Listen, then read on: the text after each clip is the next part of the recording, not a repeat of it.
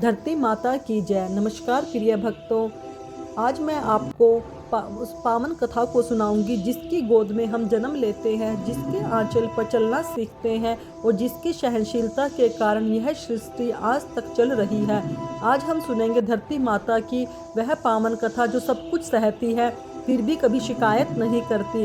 कृपया कथा को अंत तक अवश्य सुनिए, क्योंकि यह कथा हमें धैर्य, करुणा और धर्म का सबसे बड़ा संदेश देती है।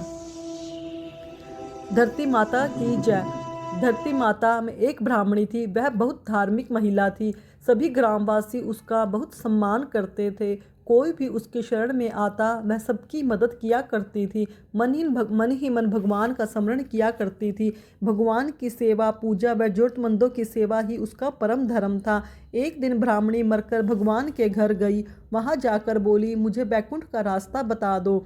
स्वर्ग से एक दूत आया और बोला, ब्राह्मणी आपको क्या चाहिए? वो बोली, मुझे बैकुंठ का रास्ता बता दो। आगे आगे दूत और पीछे ब्राह्मणी मंदिर तक गए। ब्राह्मणी बहुत ही धार्मिक महिला थी। उसने बहुत दान पुण्य कर रखा था। उसे विश्वास था कि उसके लिए बैकुंठ का रास्ता अवश्य खुल जाएगा।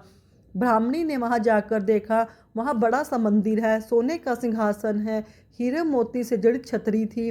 चित्रगुप्त जी न्याय सभा में बैठे साक्षात इंद्र के समान शोभा पा रहे थे। न्याय और नीति से अपना राज्य संभाल रहे थे।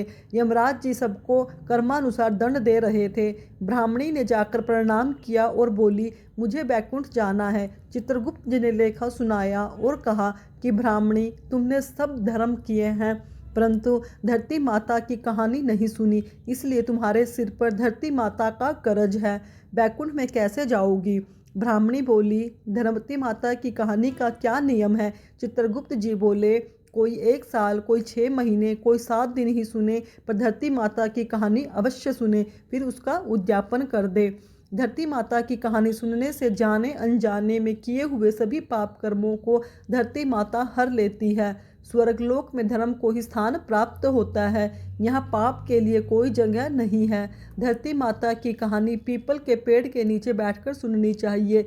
यह बात सुनकर ब्राह्मणी ने प्रार्थना की कि मुझे 7 दिन वापस पृथ्वी लोक पर जाने की आज्ञा दो, कहानी सुनकर वापस आ जाऊंगी। चित्रगुप्त जी उसका लेखा जोखा देखकर 7 दिन के लिए उसे पृथ्वी पर भेज दिया।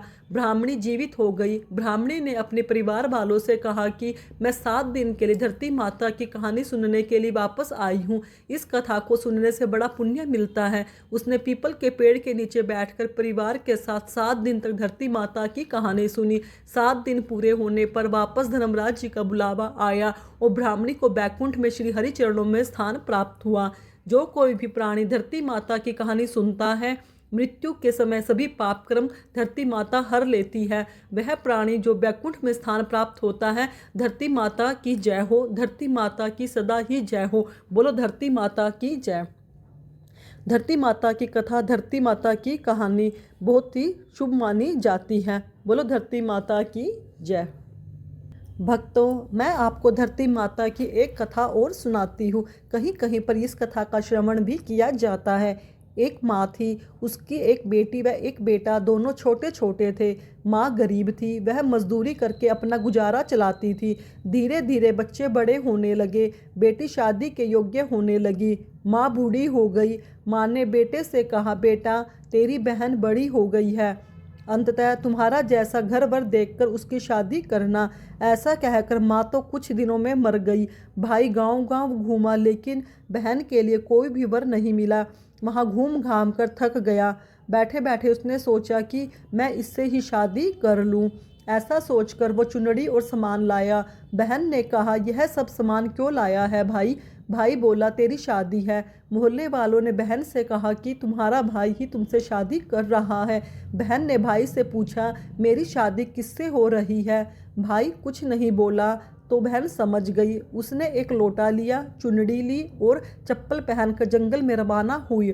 गांव के ग्वालों ने पूछा, वन में क्यों जा रही हो? वह कुछ नहीं बोली। वन में जाकर धरती माँ को पुकारने लगी। बोली, हे माँ, तू ही मेरी लाज रखना, नहीं तो अन्याय हो जाएगा। मैं क्या करूं? मुझे अपनी गोद में ले लो, नहीं तो यहाँ पर मर जाऊंगी। धरती माँ फटी तो बहन ने एक तरफ लोटा चुनड़ी चप्पल रख दिए और वह धरती माँ में जाने लगी। इतने में दौड़ता हुआ भाई वन में आया। ग्वालों से पूछा उसकी बहन किस तरफ गई है। ग्वालों ने कहा तेरी बहन उधर गई है। वह बहन बहन पुकारता हुआ दौड़ा तो बहन धरती माँ के अंदर समा गई। थोड़े बाल बिखरे दिख रहे थे। उसने बहन के बाल मुट्ठी में पकड़े और रोने लगा। बहन तू सबकी के लिए धरती माँ की गोद में समा गई। मेरी बुद्धि भ्रष्ट हो गई थी। माँ का वचन निभाने के लिए मेरा जैसा कोई वर नहीं मिला, इसलिए मेरा विचार आया, पर धरती माँ ने सबके लिए बेटी को अपने में समा लिया। बोलो धरती माता की जय। जो बाल बाहर थे वो दाब हो गई। इसलिए औरतें कहानी सुनती हैं, लोटा चप्पल चुनड़ी एक बर्तन में हरे मूंग एक लड्डू कुंवारी कन्या को देगी, उसको धरती माता सुख देगी। बोलो धरती माता की जय।